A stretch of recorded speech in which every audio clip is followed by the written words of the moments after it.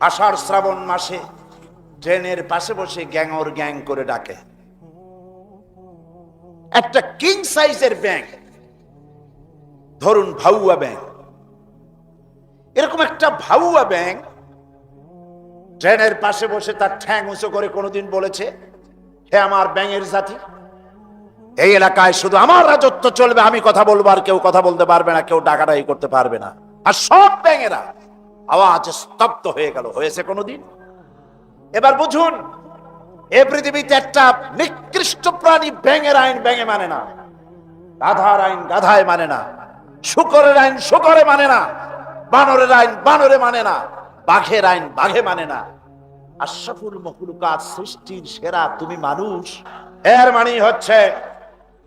মানেই হচ্ছে উদখুলু ফিস সিলমে কাফা, পরিপূর্ণভাবে ইসলামের মধ্যে দাখিল হয়ে যাও।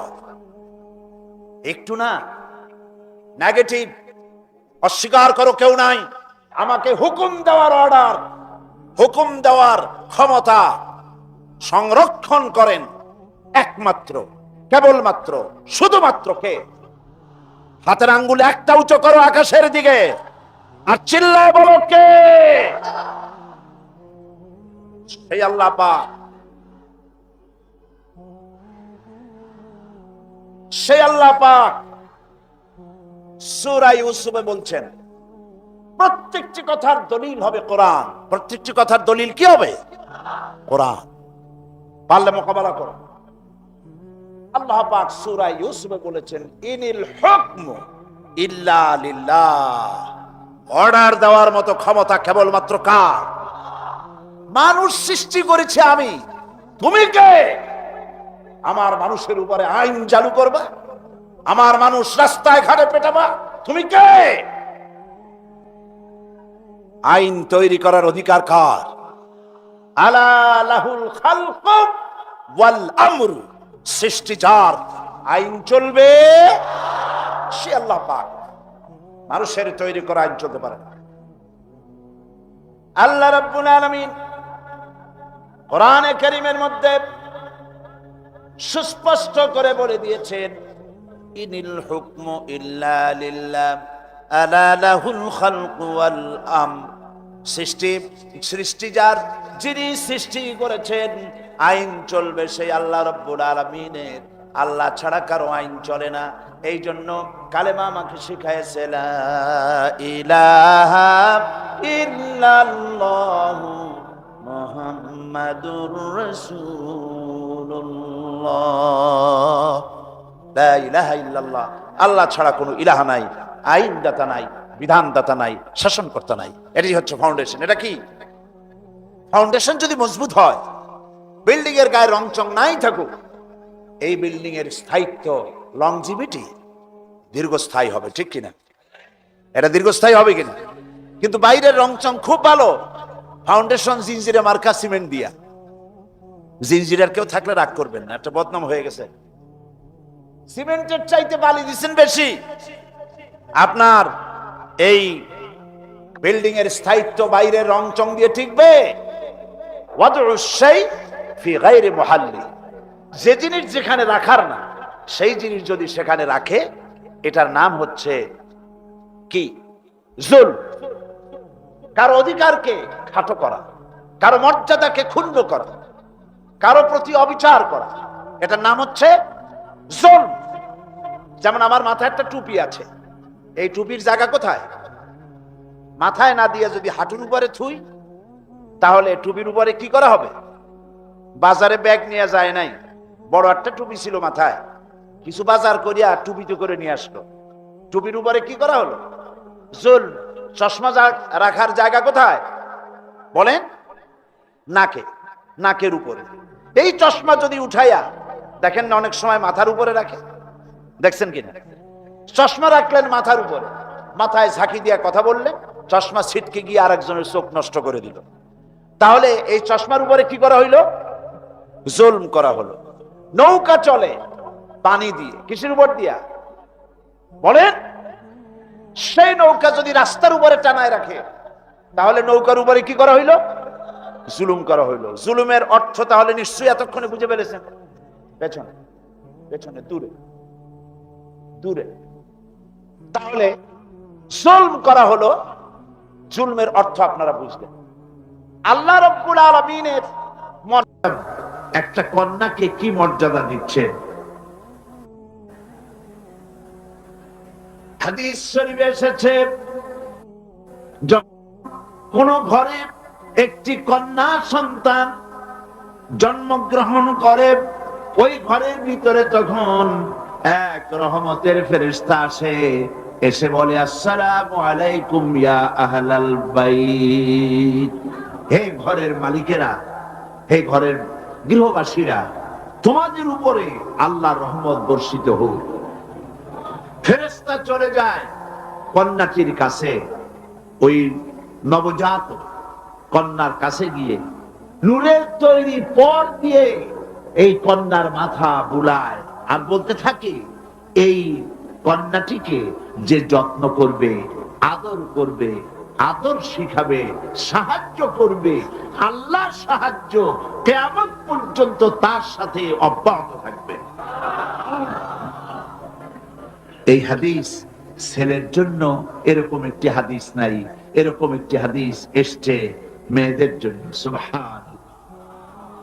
নবীজি বলছেন, মান আলা জারিয়াতাইন হাত্তা তাবলুগা জা ইয়াউমাল কিয়ামাতি আনা ওয়া হুয়া কাহাতাইন ওয়া দাম্মা আসাবিহু। আখরাজাহু মুসলিম। মুসলিম শরীফের হাদিসের মধ্যে এসছে, আল্লাহর নবী বলেন, যদি কারো দুটি কন্যা সন্তান হয় আর ওই কন্যা সন্তানটিকে বয়সপ্রাপ্ত হওয়া পর্যন্ত যদি তাকে প্রতিপালন করে এবং তাকে সহযোগিতা করে, কিয়ামতের দিন আমি মুহাম্মদ সাল্লাল্লাহু আলাইহি ওয়াসাল্লাম আর ওই দুই কন্যার পিতা পাশাপাশি অবস্থান করব জান্নাতে। এই কথা ছেলেদের ব্যাপারে বলা হয় নাই, কাদের ব্যাপারে বলা হয়েছে? মেয়েদের ব্যাপারে। নবী করিম সাল্লাল্লাহু আলাইহি ওয়াসাল্লাম বলেছেন, ওয়ান জাবির বিন আব্দুল্লাহ রাদিয়াল্লাহু তাআলা আনহু قال قال رسول الله صلى الله عليه وسلم من كان له ثلاث بنات يربيهن ويكفيهن ويرحمهن فقد وجب له الجنة। নবীজি বলেন, তিন কন্যার পিতা যদি কেউ হয় আর ওই তিনটি কন্যাকে যদি কেউ স্নেহ করে, আদর করে, আদব শিখায়, দিন শিখায় আর এবং সৎপাত্রস্থ করতে পারে, নবীজি বলছেন ওই পিতার জন্য কিয়ামতের দিন আল্লাহ পাক জান্নাত ওয়াজিব করে দিবেন। জান্নাত তার জন্য ওয়াজিব হয়ে যাবে। সাল্লাল্লাহু আলাইহি ওয়াসাল্লাম বলেছেন, লা তাকরিহুল বানাত ফা ইন্নী আবুল বানাত। কন্যাদের ঘৃণা করো না, কারণ আমি মুহাম্মদ সাল্লাল্লাহু আলাইহি ওয়াসাল্লাম কন্যাদের পিতা। সুবহানাল্লাহ। রাসূল সাল্লাল্লাহু আলাইহি ওয়াসাল্লাম বলেছেন, তোমাদের মধ্যে উত্তম সেই যে ব্যক্তি তোমাদের স্ত্রীর কাছে উত্তম, আমি আমার স্ত্রীদের কাছে উত্তম ব্যক্তি। সুবহানাল্লাহ বলবেন না? এবার দেখেন, নবীজি আদর্শ দেখালেন স্বামী স্ত্রীর সঙ্গে সম্পর্কটা কেমন হবে। হযরতে খাদিজা রাদিয়াল্লাহু তাআলা আনহা আর নবীজির ভিতরে কেমন মহব্বত ছিল, কেমন আকর্ষণ ছিল। তিনি যখন হযরত খাদিজাকে বললেন, খাদিজা, আল্লাহ আমাকে নবী বানিয়েছেন, আমার উপর ঈমান আনো, এক আল্লাহর উপরে ঈমান আনো। হযরতে খাদিজা এক মুহূর্ত, একটি চোখের পলক তিনি দেরি করেন নাই। যখনই নবীজি তাকে ঈমান আনতে বলেছেন, হযরত খাদিজা পড়েছেন লা ইলাহা ইল্লাল্লাহু মুহাম্মাদুর রাসূলুল্লাহ। নবী করিম সাল্লাল্লাহু আলাইহি ওয়াসাল্লাম বলেছেন, আকাশের নিচে জমিনের উপরে খাদিজার মতো উত্তম মহিলা পৃথিবীতে আর নাই। কি সম্মান আল্লাহ পাক তাকে দিয়েছেন। আল্লাহ পাক নিজে হযরতে খাদিজাকে সালাম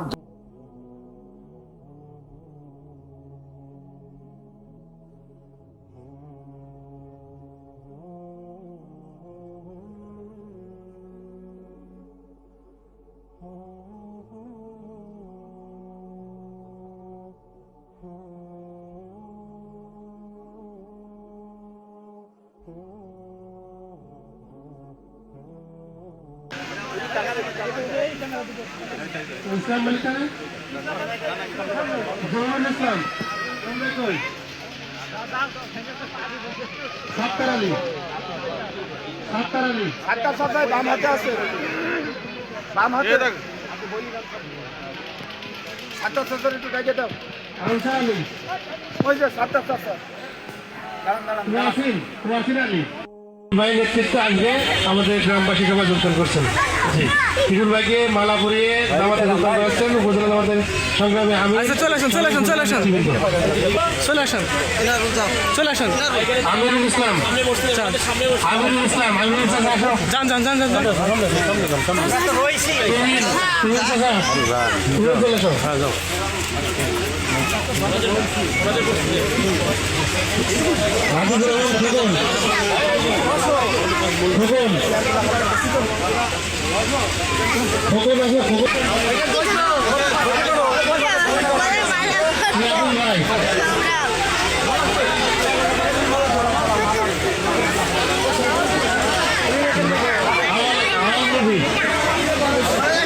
আব্দুল মান্নান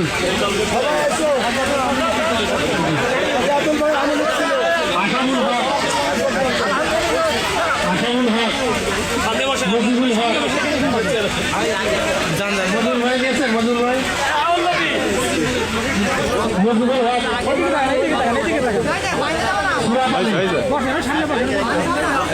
সুরাব আলী খায়রুল ইসলাম কালাম আলী কালাম আলী আসছেন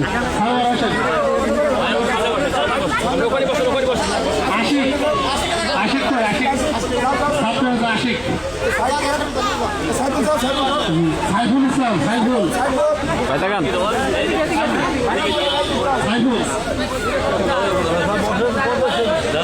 মান্নান সুমন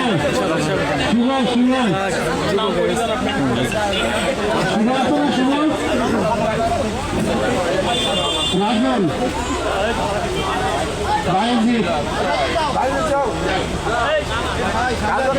ইমুল কায়েস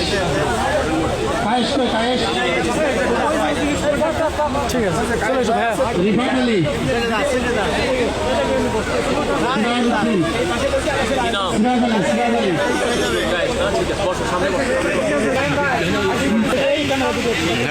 ইসলাম মালিকানা জহুরুল ইসলাম তোমরা কই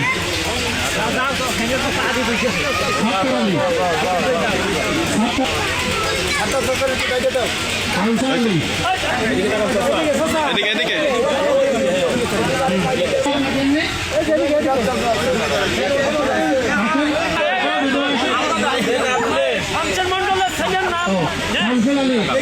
শামসুল আলী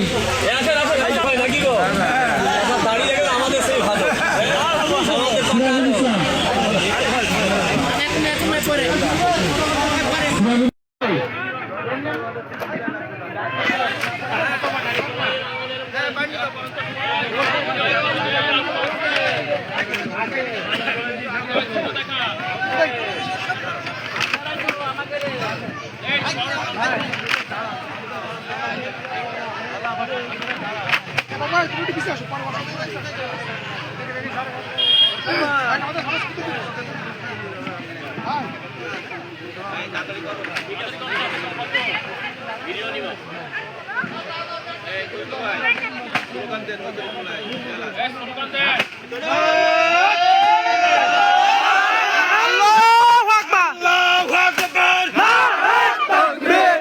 বিজয় বিজয় বিজয় ইসলামের বিজয় আল্লাহু আকবার আজকের সমাবেশ সফল হোক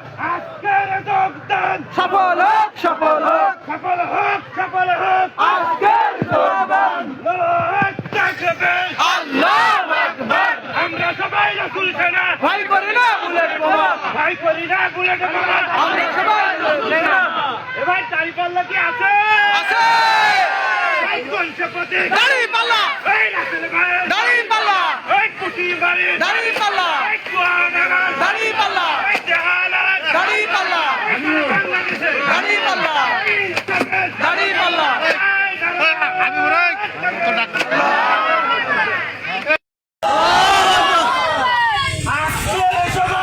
সবল হোক সবল হোক সবল হোক আজকের যোগদান আল্লাহু আকবার ভাই করি না বুলেট বোমা আমরা সবাই রাসূল সেনা আছে দাঁড়িপাল্লা দাঁড়িপাল্লা দাঁড়িপাল্লা দাঁড়িপাল্লা দাঁড়িপাল্লা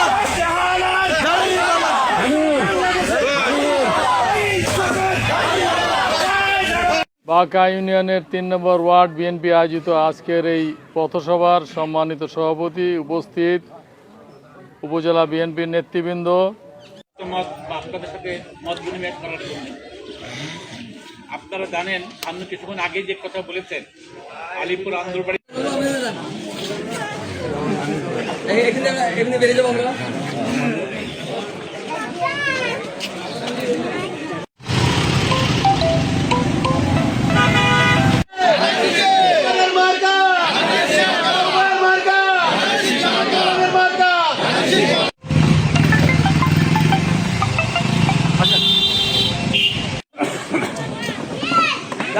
স্থানীয় চেয়ার নিয়ে বসে তাহলে সৌন্দর্য হবে।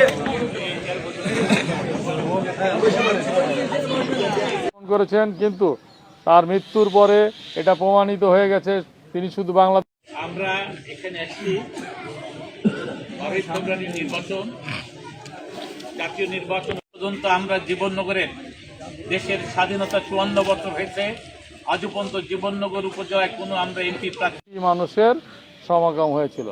এটাই একজন রাজনৈতিক কর্মী বা নেতার সবচেয়ে বড় দরবারে একজন আপসহীন নেত্রী হিসেবে পরিচিতি লাভ করেছেন বলেই তার জানা। ভিন্ন দলের নেতৃবৃন্দ এবং সামনে বসে আমার ভাইয়েরা, এপাশে আমার মায়েরা, বোনের, আসসালামু আলাইকুম। নির্বাচনী প্রচারণার অংশ হিসাবে আজকে আমি আপনাদের সামনে আসতে পেরে নিজেকে ভাগ্যবান মনে করছি, ধন্য মনে করছি। দীর্ঘদিন বাঁকায় আসা হয়নি, বাঁকায় আজকে আমাদের যে আনুষ্ঠানিক নির্বাচনী প্রচারণার প্রথম দিন, সেই দিনটা আমরা বেছে নিয়েছি বাঁকাবাসীর জন্য। আজকে আমরা শুরুই করেছি বাঁকা ইউনিয়ন দিয়ে।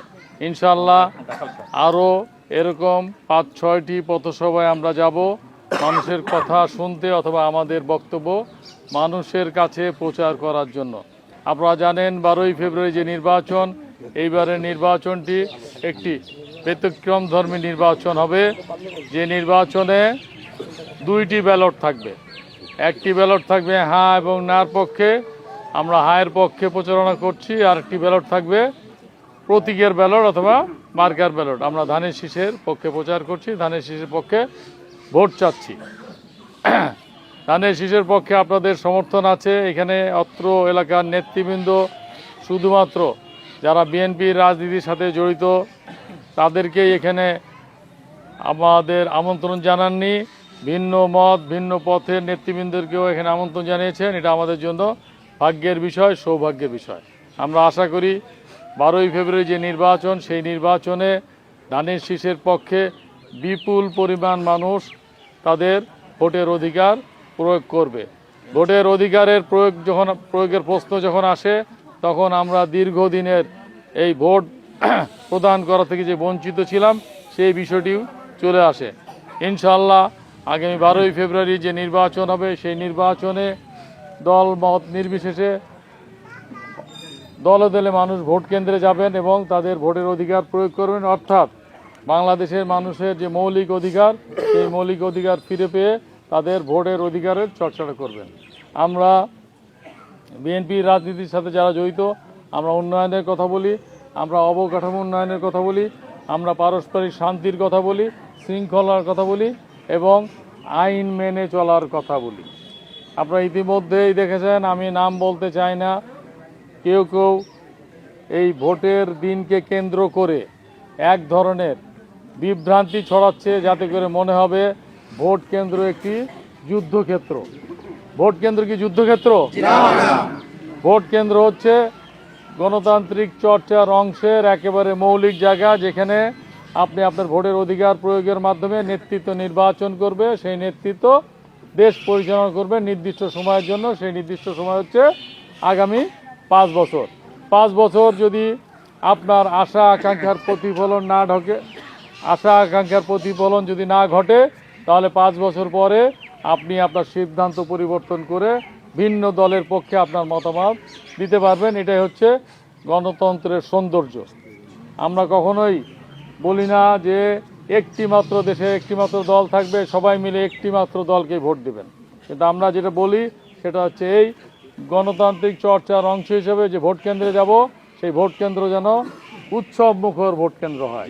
এখানে ভয় ভীতি যেন কাজ না করে, আতঙ্ক যেন কাজ না করে, এখানে লাঠি সোটার কথা যেন বলা না হয়, এখানে যেন শহীদ হওয়ার কথা যেন বলা না হয়। আমরা শহীদ হতে তখনই প্রস্তুত আছি যখন আমাদের স্বাধীনতা সার্বভৌমত্ব ক্ষুণ্ণ হওয়ার আশঙ্কা থাকে। অর্থাৎ ভিন্ন দেশ আমাদেরকে যদি আক্রমণ করে, তাহলে তখন কিন্তু আমরা দল মত জাতি ধর্ম নারী পুরুষ নির্বিশেষে দেশের স্বাধীনতা রক্ষা করার জন্য শহীদ হওয়ার জন্য প্রস্তুত হয়ে যাব।